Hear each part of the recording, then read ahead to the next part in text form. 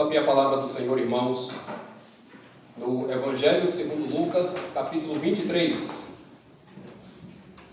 Lucas, capítulo 23.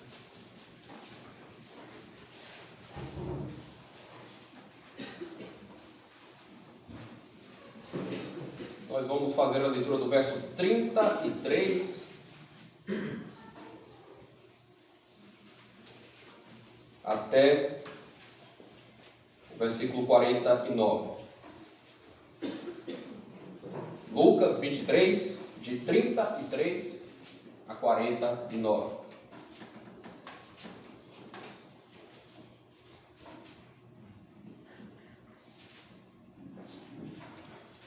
O texto sagrado assim nos diz: Quando chegaram ao lugar chamado Calvário, ali o crucificaram, bem como aos malfeitores, um à direita, outro à esquerda. Contudo, Jesus dizia: Pai, perdoa-lhes, porque não sabem o que fazem. Então, repartindo as vestes dele, lançaram sortes. O povo estava ali e a tudo observava.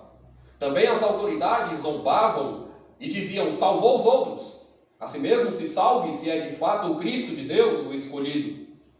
Igualmente, os soldados o escarneciam e, aproximando-se, trouxeram-lhe vinagre, dizendo: se tu és o rei dos judeus, salva-te a ti mesmo. Também sobre ele estava esta epígrafe, em letras gregas, romanas e hebraicas: este é o rei dos judeus. Um dos malfeitores crucificados blasfemava contra ele, dizendo: não és tu o Cristo? Salva-te a ti mesmo e a nós também. Respondendo-lhe, porém, o outro repreendeu, dizendo: nem ao menos temes a Deus, estando sob igual sentença? Nós, na verdade, com justiça, porque recebemos o castigo que os nossos atos merecem, mas este nenhum mal fez. E acrescentou Jesus: lembra-te de mim quando vieres no teu reino. Jesus lhe respondeu: em verdade te digo, que hoje estarás comigo no paraíso. Já era quase a hora sexta, e escurecendo-se o sol, houve trevas sobre toda a terra até a hora nona, e rasgou-se pelo meio o véu do santuário. Então Jesus clamou em alta voz: Pai, nas tuas mãos entrego o meu espírito. E dito isto, expirou. Vendo o centurião o que tinha acontecido, deu glória a Deus, dizendo: verdadeiramente este homem era justo. E todas as multidões reunidas para este espetáculo, vendo o que havia acontecido, retiraram-se a lamentar, batendo nos peitos. Entretanto, todos os conhecidos de Jesus e as mulheres que o tinham seguido desde a Galileia permaneceram a contemplar de longe estas coisas.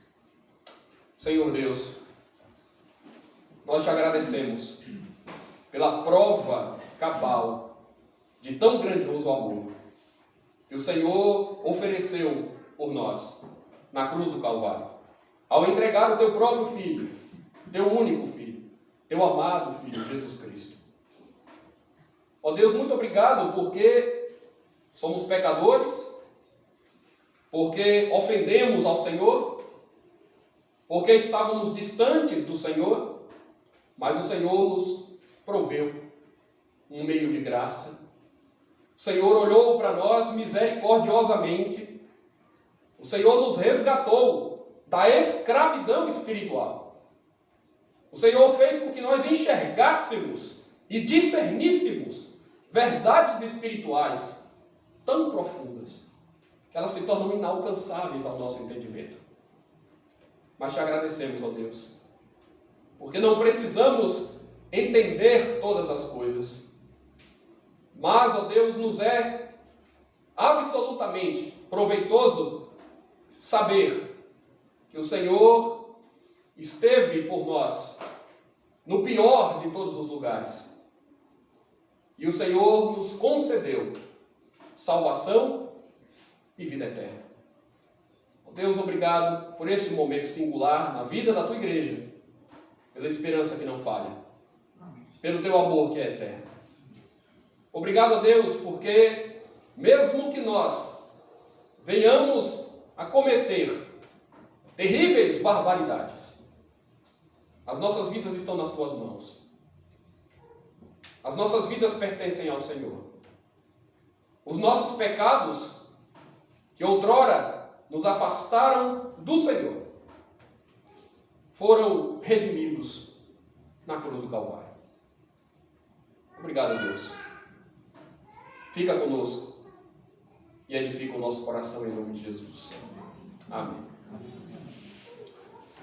Como você pode crer em um Deus tão intolerante que providenciaria somente um único caminho de salvação? Que Deus é esse que não aceita as nossas obras meritórias? Que Deus é esse que não leva em consideração outras maneiras de pensar, outras formas de alcançá-lo? Richard Sproul respondeu a uma pergunta assim, alguns anos atrás. E muito sabiamente ele disse: eu não sei por que Deus não nos deu 5 salvadores. Ou por que Ele não providenciou 15 caminhos diferentes para satisfazer. O que eu sei é que o Deus eterno criou um mundo fantástico. E Ele colocou o homem em uma condição privilegiada. Formou-nos à sua imagem e semelhança. E soprou em nós o fôlego de vida.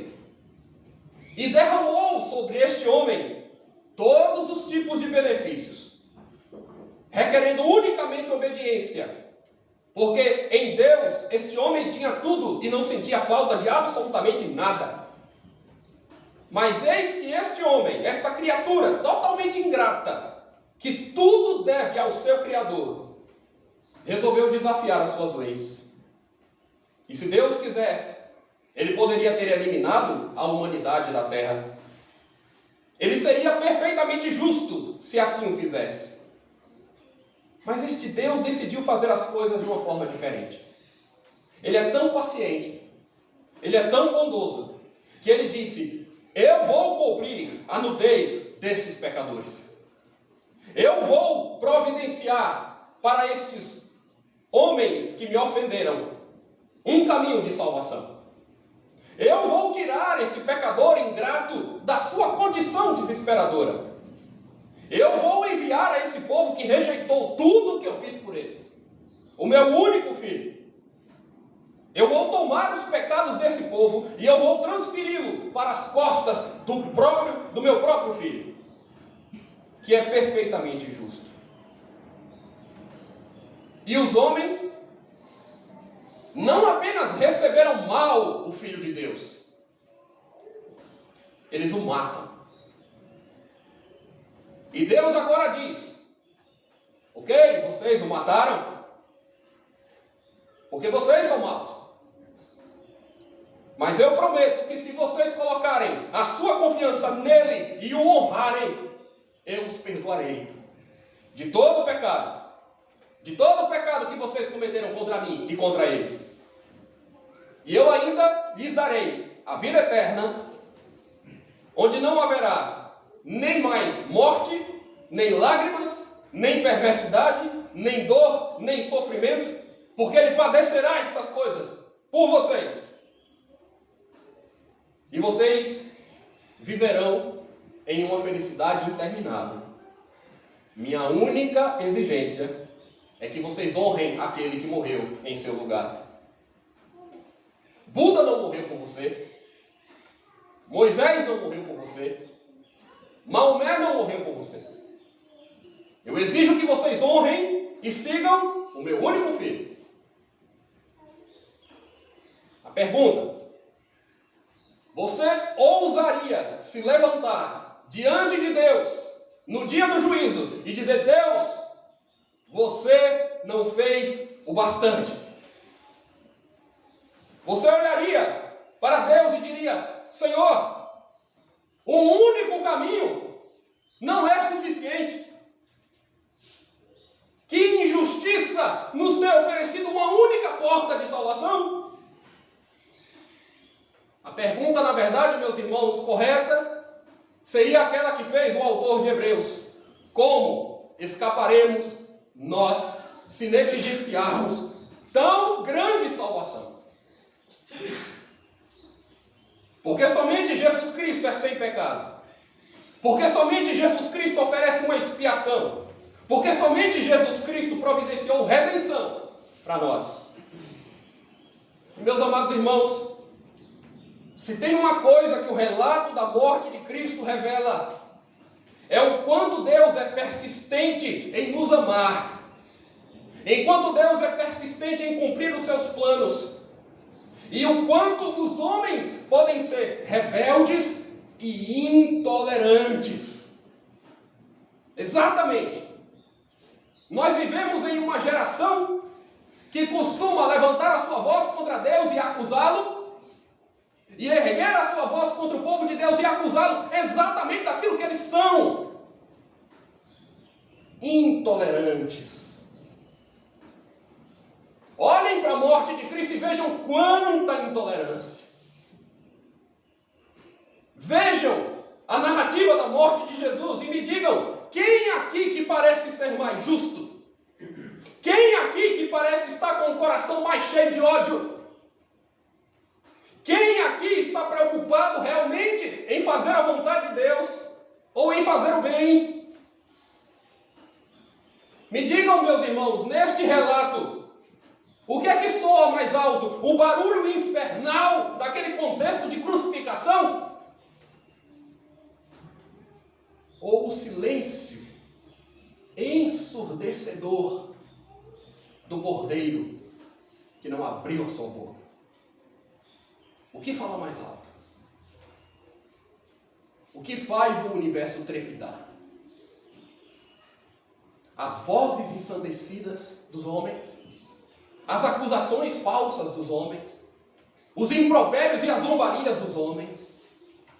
Ou o Filho de Deus, que calado, sofreu todas estas coisas e foi sacrificado em nosso lugar?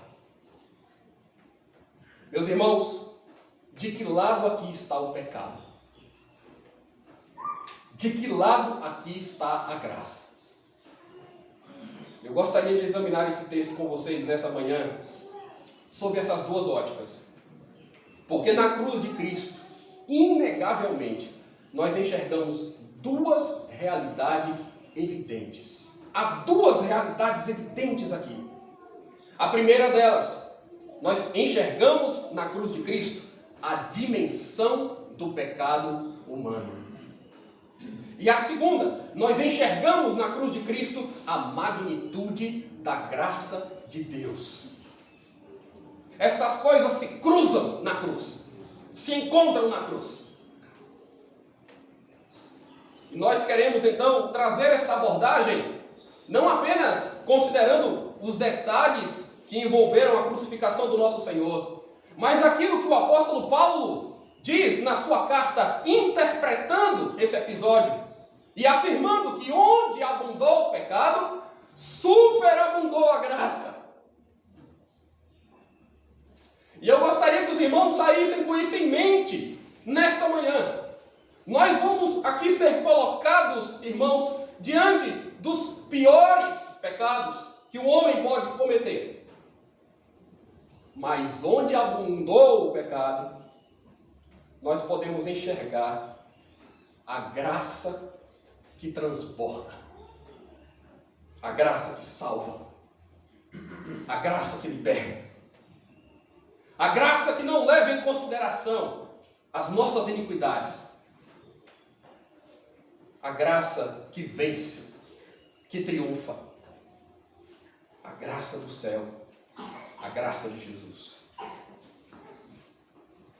A dimensão do pecado humano, meus irmãos, pode ser percebida aqui na atitude de alguns personagens mencionados no nosso texto. Primeiro, a dimensão do pecado humano pode ser observada na atitude do povo. O verso 35 diz que o povo estava ali e a tudo observava. Quando observamos, irmãos, o comportamento do povo diante da crucificação de Jesus, nós vamos perceber que aquelas pessoas eram pessoas que oscilavam na sua maneira de pensar, na sua maneira de encarar a Cristo. na sua maneira de reagir a ele. Certamente entre aquele povo estavam pessoas que haviam crido. Ainda que elas estivessem um tanto mais discretas ou distantes, como era o caso das mulheres, e nós enxergamos isso lá no versículo 49, elas permaneciam de longe, observavam estas coisas, ou seja, nós tínhamos entre a multidão aqueles que haviam crido, mas tínhamos também entre a multidão aqueles que estavam realmente desejosos de que Jesus Cristo fosse crucificado. Se retornarmos um pouco antes, no mesmo capítulo 23, nós vamos perceber que Pilatos tenta fazer com que a multidão ali reunida vote, manifeste algum tipo de desejo para que Jesus Cristo seja posto em liberdade. Mas vejam vocês, meus irmãos, vejam vocês o que nós temos aqui no versículo 18.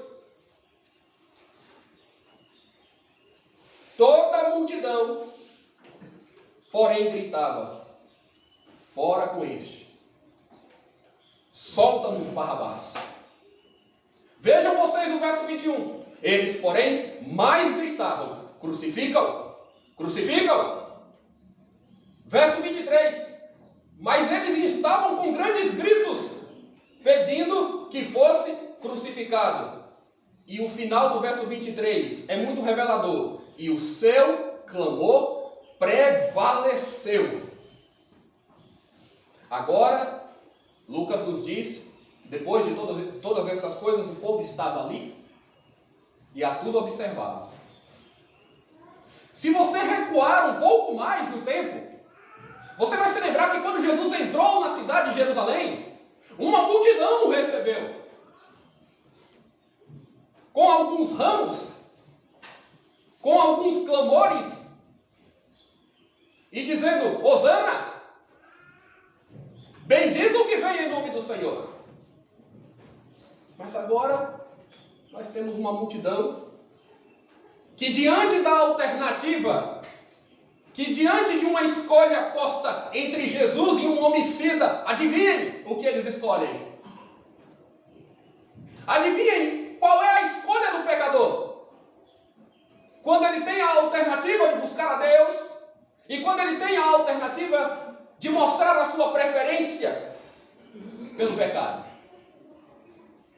pela maldade. Os homens escolhem Barrabás. O povo escolhe Barrabás. E o povo se manifesta em favor da crucificação de Jesus Cristo. Portanto, a dimensão do pecado humano, em primeiro lugar, pode ser observada no comportamento, na atitude do povo. Um povo que não sabe o que pensar. Um povo absolutamente confuso. Um povo que não tem clareza das coisas. Que não sabe o que faz. Mas que cede diante dos seus ímpetos, desejos e vontades movidas pelo pecado. Mas aqui, meus irmãos, nós temos outros ingredientes. A dimensão do pecado humano também pode ser vista no comportamento das autoridades.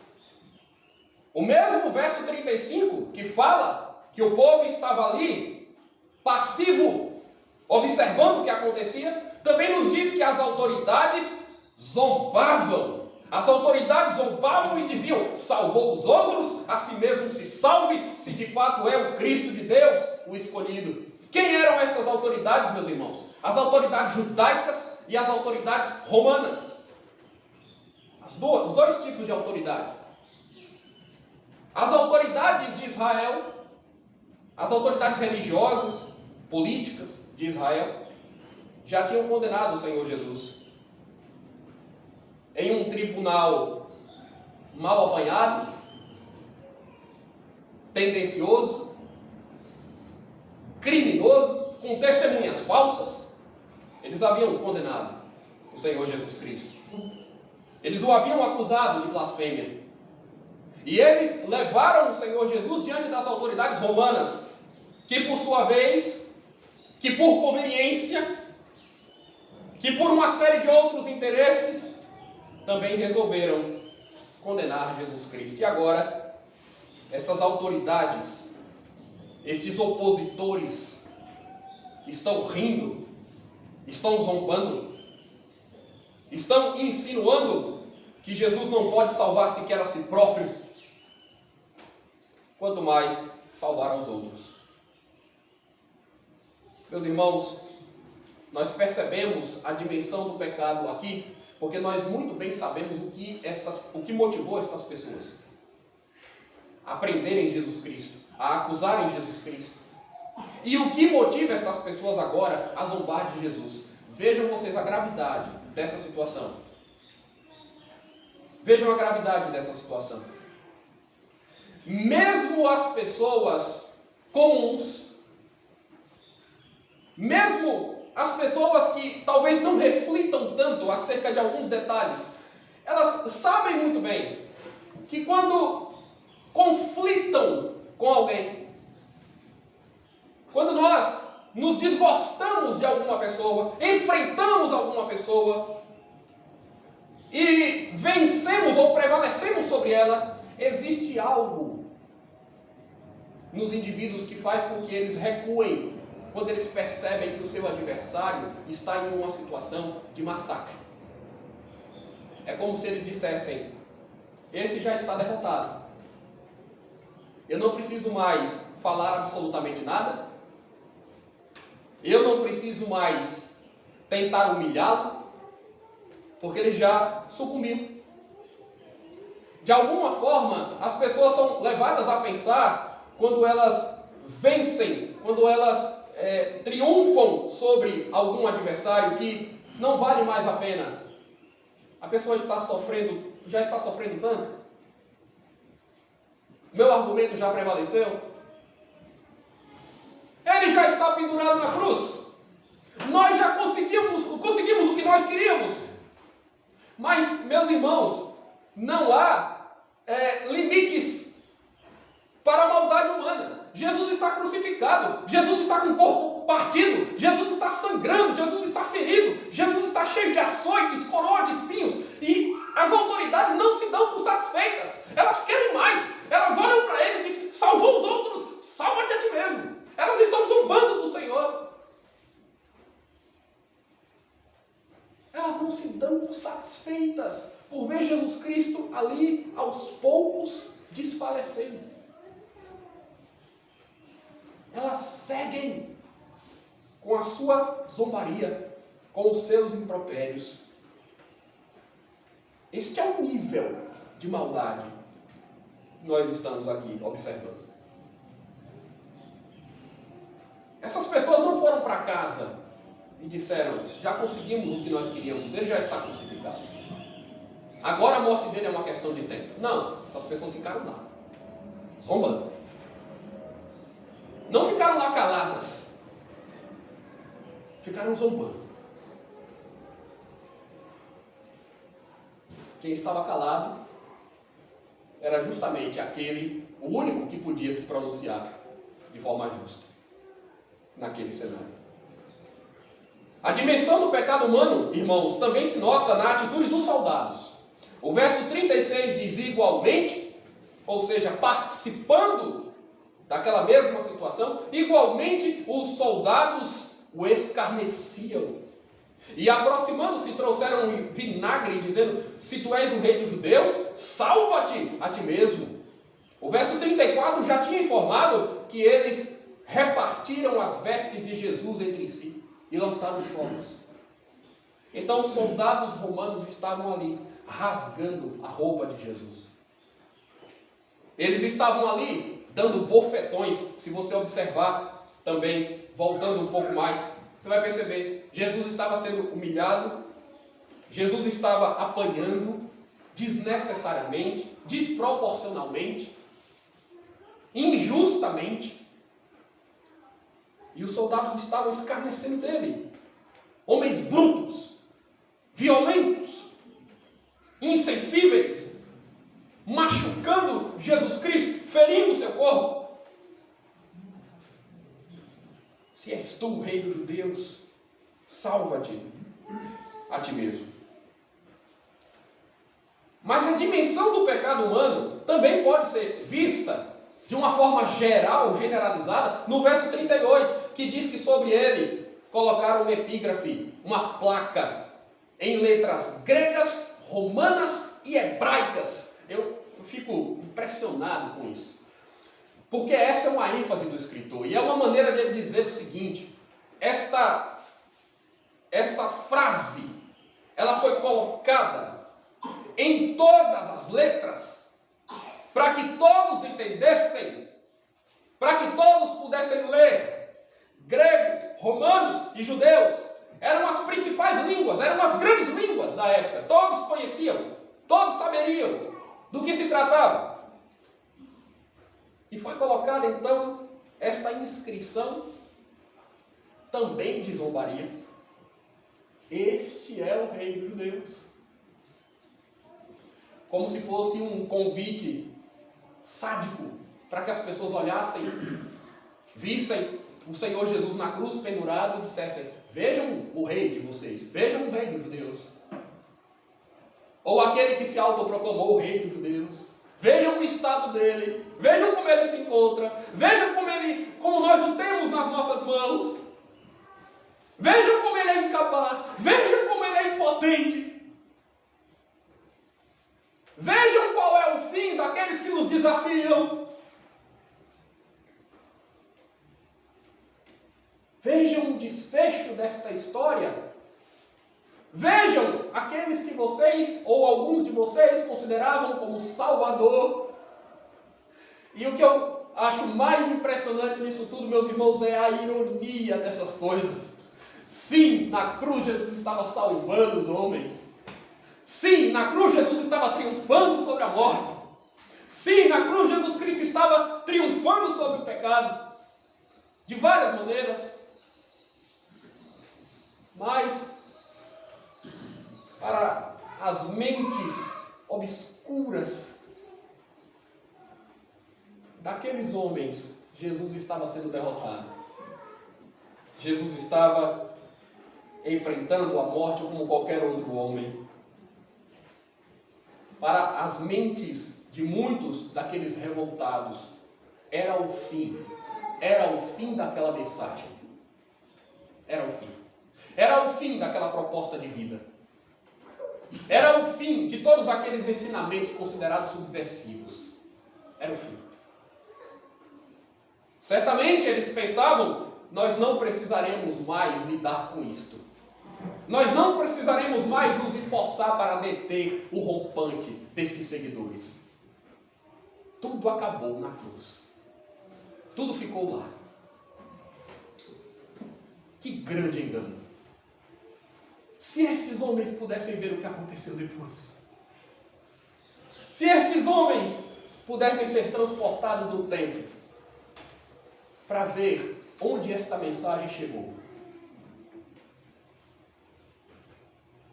Onde este Salvador chegou. Quais corações, quais lugares, multidões que foram alcançadas. Mas você pensa que acabou? Não.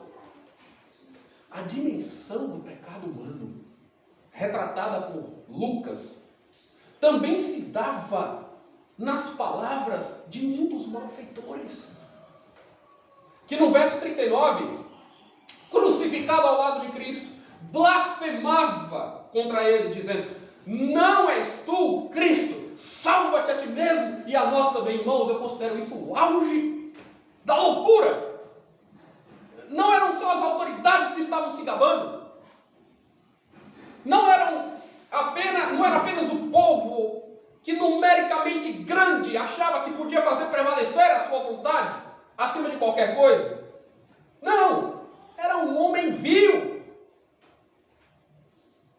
Era um sujeito condenado.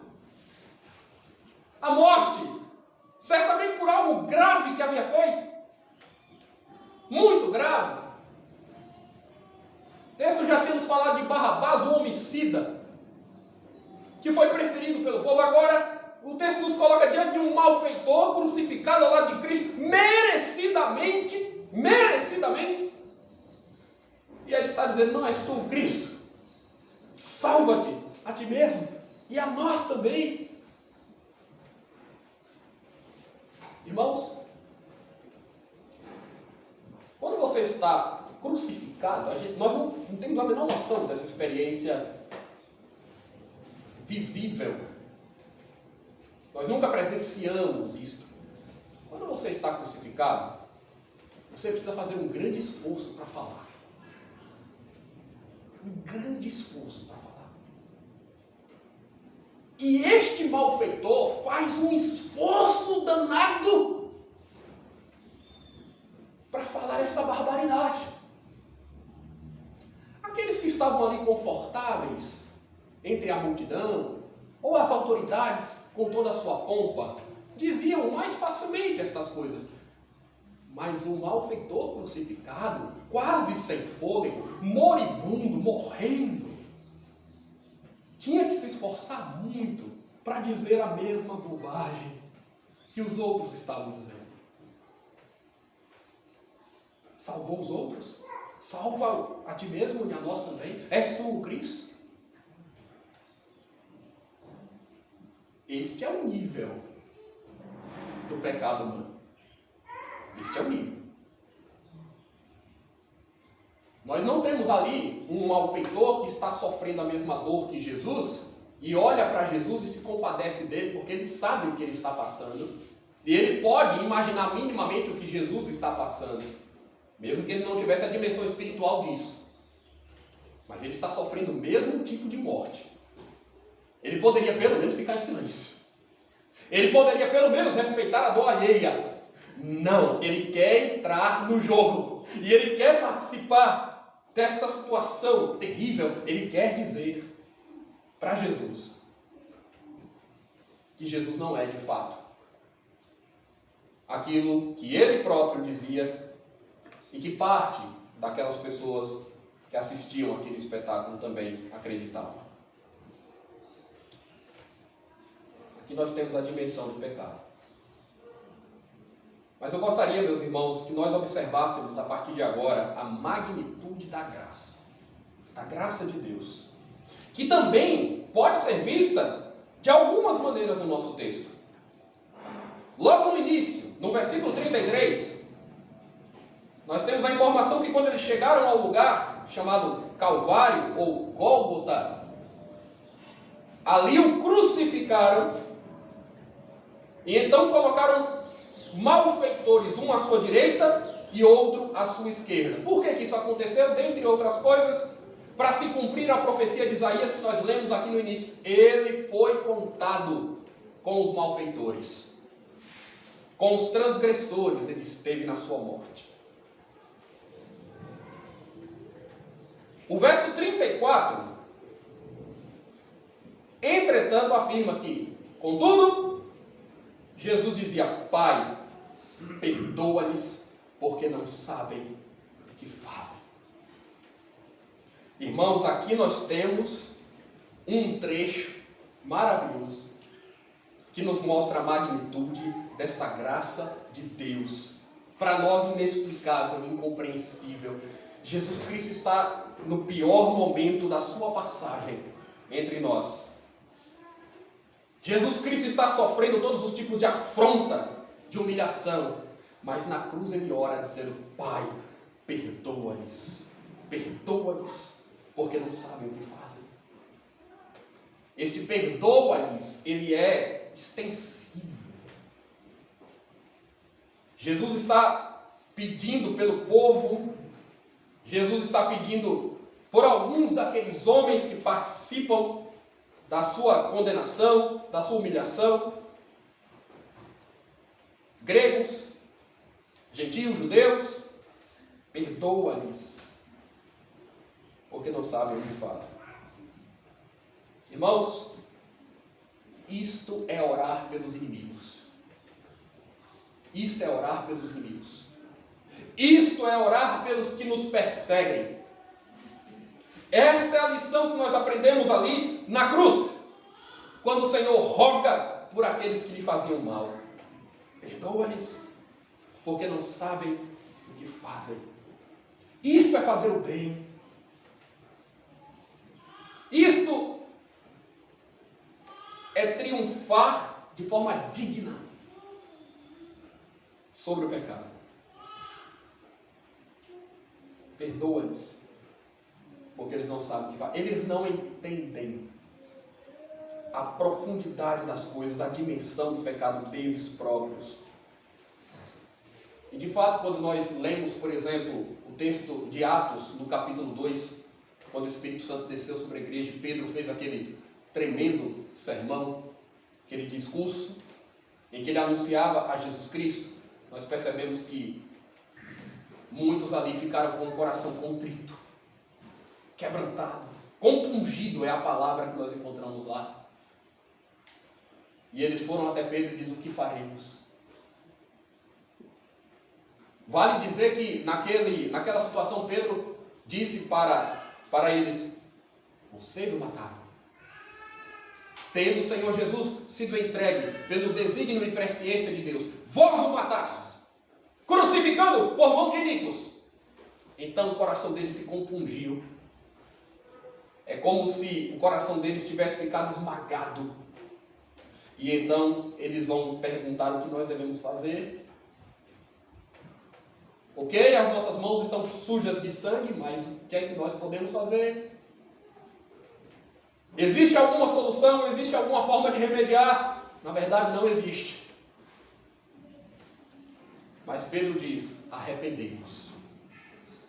Arrependei-vos, para que os vossos pecados sejam perdoados. Jesus está pedindo perdão por pessoas que antes de serem perdoadas por Deus, precisarão se arrependerem dos seus pecados. Mas é graça orar pelos inimigos. É graça manifestar bondade diante daqueles que estão manifestando tanta crueldade. Nós também podemos perceber, irmãos, a dimensão, a magnitude da graça de Deus no trato de Jesus com o malfeitor arrependido. Sim, é interessante essa passagem porque só Lucas nos conta. Quando nós estudamos os outros evangelhos em paralelo, Mateus, Marcos, nós vamos perceber que eles informam que os dois malfeitores inicialmente zombavam do Senhor. E o que acontece depois é que, passado algum espaço de tempo, por alguma razão, um daqueles malfeitores acaba sendo convertido. Ele tem a sua atitude totalmente modificada diante do Senhor. Esse é o relato que Lucas traz. Versículo 40. Respondendo-lhe, porém, o outro repreendeu o companheiro do outro lado, dizendo: nem ao menos temes a Deus, estando sob igual sentença, nós, na verdade, com justiça, porque recebemos o castigo que os nossos atos merecem, mas este nenhum mal fez. Então, meus irmãos, como eu falei para vocês, esse diálogo da cruz é um diálogo difícil, é muito difícil. Este homem que crê agora faz um esforço para falar também, mas ele fala algo totalmente diferente, decisivo. Ele demonstra com as suas palavras que ele realmente crê no Senhor Jesus. Ele corrige, ele repreende o adversário, o agora adversário, não mais companheiro, dizendo: não temes a Deus? Como é possível que você não tema a Deus, estando sob a mesma sentença? Nós estamos aqui na cruz, mas nós estamos pagando o preço pelos nossos próprios pecados. Nós estamos crucificados também, mas nós estamos crucificados com justiça. Ele não fez mal algum. Não temes a Deus? A graça trouxe uma clareza de entendimento absoluta. E só a graça faz isso. Só a graça. A lógica do homem não faz isso. O intelecto do homem não faz isso. O raciocínio, nada. Aquele homem não tem nada ali para entender claramente que Jesus é o Salvador, é o seu Salvador pessoal. Mas ele olha para a cruz, ao lado e ele vê ali que Jesus poderia redimi-lo. Verso 42. Jesus, lembra-te de mim quando vieres no teu reino. Enquanto vários olharam para a cruz e enxergaram um malfeitor, enquanto muitos olharam para a cruz e enxergaram um derrotado, aquele malfeitor olha para a cruz e enxerga um rei. Lembra-te de mim quando vieres no teu reino. Ele olha para a cruz ao lado e diz: esse não é o teu fim. Eles estão achando que é, não é. Ele pensa no futuro, ele pensa no que está por vir, ele diz: lembra-te de mim quando vieres no teu reino. Meus irmãos, são dois homens, esses dois malfeitores são dois homens que estão à morte. Para pensar. É o desfecho de uma vida inteira. Como é que você quer terminar a sua vida? Como é que você quer terminar a sua vida? Porque alguns homens terminam a sua vida ainda zombando da divindade. Alguns homens terminam a sua vida ainda distraídos com as coisas que estão acontecendo ao seu redor. Alguns homens terminam a sua vida com o coração amargo e perguntando que Deus é esse, e fechando o punho ao céu numa atitude de revolta contra Deus. Algumas pessoas põem em Deus a culpa real de todas as mazelas que acontecem nesse mundo, ignorando que o pecado trouxe a esse mundo todas as mazelas que nós conhecemos. Mas há pessoas que terminam a sua vida como um malfeitor arrependido. Há pessoas que terminam a sua vida em paz, mesmo sofrendo muito, e muito. Há pessoas que terminam a sua vida olhando para o futuro, olhando adiante e dizendo: esse não é o fim. Há pessoas que terminam a sua vida em oração: Senhor, lembra-te de mim. Senhor, tem compaixão de mim. Senhor, me recebe na tua glória. Como é que você quer terminar a sua vida? Olhando para Deus e dizendo: o Senhor não fez o suficiente, o Senhor não me ajudou o suficiente, o Senhor não me curou dessa enfermidade. É assim? Ou você quer terminar a sua vida dizendo: Senhor, obrigado, porque apesar de mim eu criei. Obrigado, Senhor, porque eu merecia o inferno, a cruz, e o Senhor me deu salvação. Obrigado, meu Deus, porque enquanto eu estou partindo desse mundo, a porta celestial está se abrindo para mim. Em verdade te digo que hoje estarás comigo no paraíso. Graça. O que é que nos faz acessar o paraíso? Graça. Não temos obras, não temos méritos. O ladrão arrependido entendeu isso. Eu não tenho mérito. Eu estou aqui pelo meu pecado. Eu mereço estar aqui. E só entra no paraíso de Deus quem reconhece que merece pagar pelo seu próprio pecado, que não merece absolutamente nada de bom que venha de Deus, mas se rende a Ele numa atitude de fé, agradecidos, humildemente. magnitude da graça de Deus, irmãos, também se vê em algo que nos é dito aqui mais adiante, no versículo 44. Já era quase a hora sexta.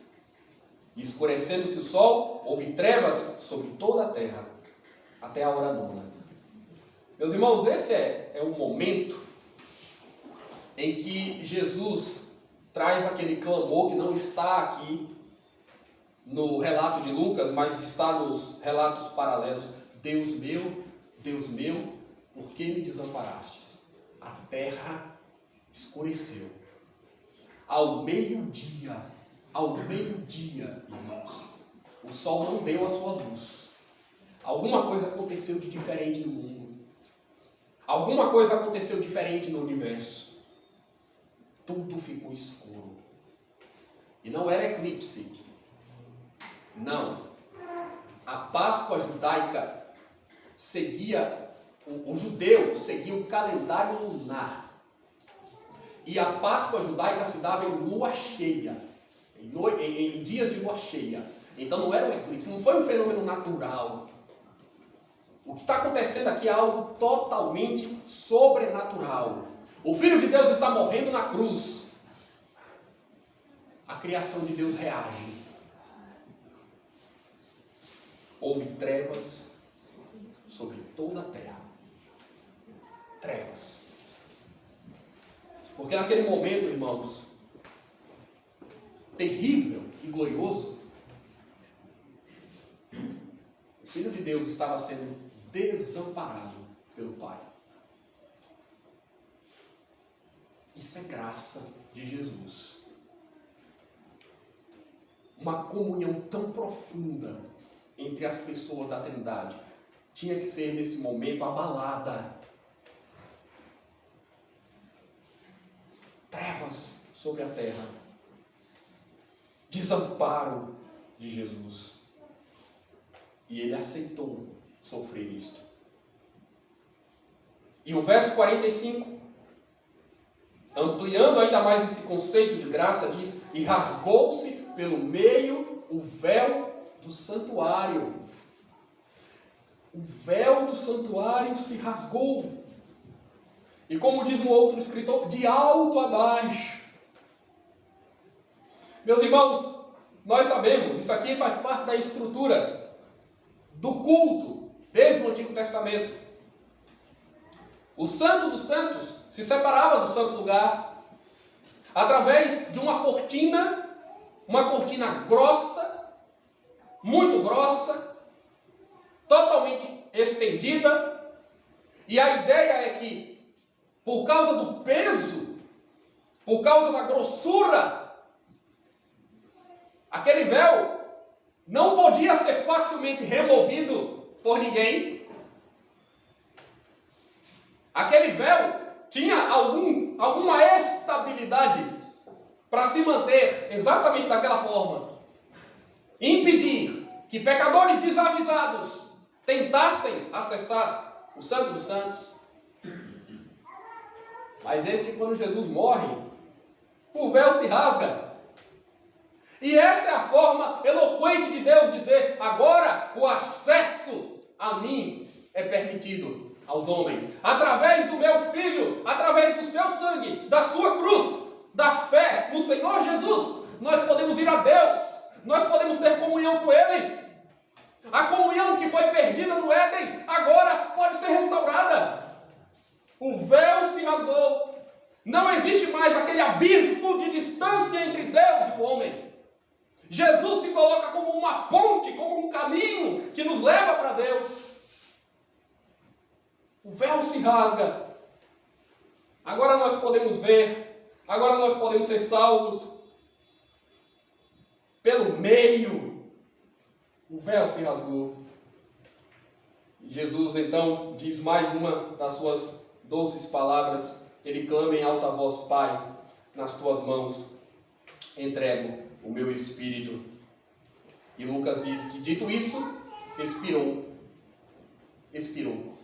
E essa palavra expirou significa: o Filho de Deus morreu. E por mais que nós nós já tenhamos ouvido isso tantas e tantas vezes, ainda soa como misterioso. O Filho de Deus morreu. Ele morreu. Expirou. Seu último fôlego de vida entre nós foi expelido. Mas ainda que ele tivesse morrido, vejam mais uma manifestação da graça.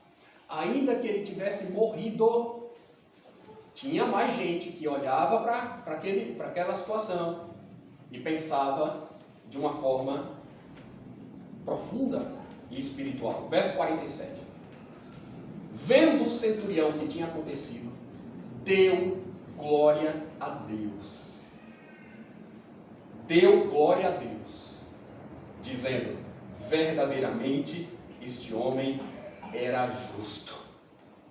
Verdadeiramente este homem era justo. Centurião romano, um não-judeu, um gentil, um homem que observou tudo o que acontecia, talvez tenha participado de partes importantes, de recortes importantes de tudo aquilo que se deu na crucificação de Jesus, mas ele viu que ao meio-dia se fez treva sobre a terra. Ele certamente pode ter ouvido uma das palavras de Jesus na cruz, presenciou todos aqueles detalhes que se deram naquelas horas de crucificação. Foram 6 horas de crucificação. E quando Jesus expirou, quando Jesus morreu, aquele homem deu glória a Deus e disse: verdadeiramente esse homem era justo. Irmão, só o cristianismo pode observar a morte do seu Salvador, do seu Redentor, do seu herói, e dizer: esse homem é o Filho de Deus, esse homem é justo, esse homem é o Salvador, esse homem é o Messias, esse homem é aquele que nos foi prometido. No caso do centurião romano, ele nem pensava exatamente assim por não ser um judeu. Ele apenas concluiu, constatou: este homem era diferente, este homem era especial, este homem não era qualquer um. Talvez aquele centurião já tivesse participado de outras crucificações, mas ele diz: aqui aconteceu uma coisa diferente. E vejam que isso é dito especificamente de Cristo. Os 2 malfeitores não. Mas o centurião olha para Cristo e diz: este crucificado, este homem era justo. Meus irmãos, partindo para o final da nossa mensagem, observem vocês a dimensão do pecado humano e a magnitude da graça de Deus. E agora respondam: por que Jesus foi crucificado?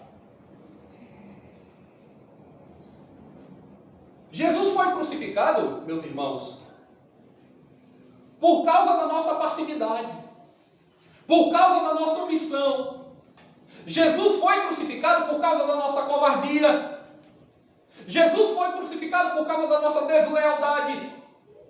Jesus foi crucificado por causa da nossa zombaria, da nossa forma de encarar a Deus. Outrora olhávamos para Deus e o desprezávamos. Por isso Jesus foi crucificado.